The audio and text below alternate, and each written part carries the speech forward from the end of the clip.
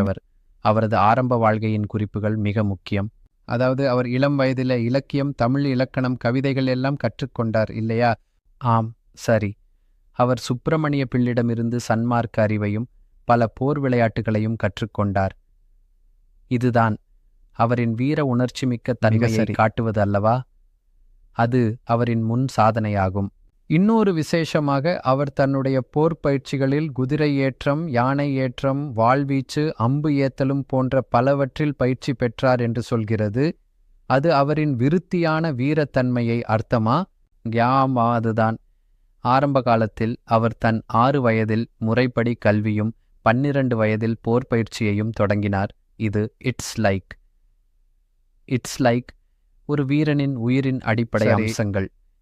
இது அவர் மீது இருந்த ஆர்வத்தை மேலும் வலுக்கருதியாக்கியது. பின்னர் நாடு முழுவதிலும், குறிப்பாக தமிழ்நாட்டில்